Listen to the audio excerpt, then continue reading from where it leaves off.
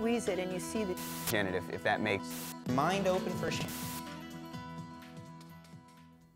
Welcome to Classic Wines TV. I'm your host, Brian Friedman.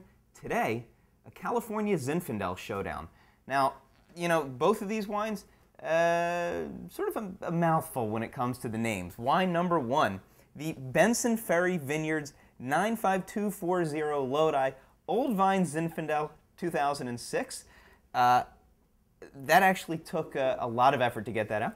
And wine number two, the Cosentino 2005 Zinfandel Cigarzin. And I'll explain what Cigarzin is all about. So, wine number one here. Now, before we actually taste this, let's just address the Zinfandel issue. This is, you know, honestly, California does Zinfandel, I would argue, better than anyone else in the world. They're fun wines. They're often juicy wines. They're just the kind of thing that are very easy to drink. So, and how bad is that really when it comes to wine? So, now on the nose here, I'm getting, there's almost these grapey aromas, certainly something heading in the plummy direction. Good bit of vanilla, certainly. You're really getting that oak, some cinnamon there. Again, just sort of a juicy, fun wine here on the nose. Sweet fruit, very ripe, not jammy or cloyingly so. A little bit of spice, surprisingly solid backbone of tannin there. Not a bad wine at all. Very, very pleasant, and certainly for the price, it's a great deal. Wine number two, the Cosentino 2005 Zinfandel Cigarzin. The literature on the back label here explains that the first vintage came out in the middle of the cigar craze, hence Cigarzin.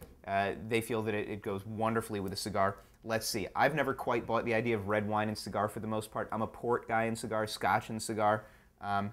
Normally I find the cigar overpowers the wine. Let's see how this one hangs together. Whew. Well, on the nose, this one is much riper, though supposedly there's only a small, tiny, minuscule fraction of a percentage point different in terms of the alcohol content according to the labels themselves. This one comes off as hotter, it's richer, it's almost like a stewed or cooked fruit there. Strawberry compote.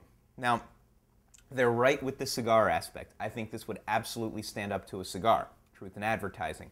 On its own, seems a little much for me. I'd even be worried that it would perhaps overpower with its cooked fruitiness some of the foods that you might normally tend to pair a Zinfandel with. So, the winner today, no question, it's the Benson Ferry Vineyards 95240 Lodi 2006 Old Vine Zinfandel.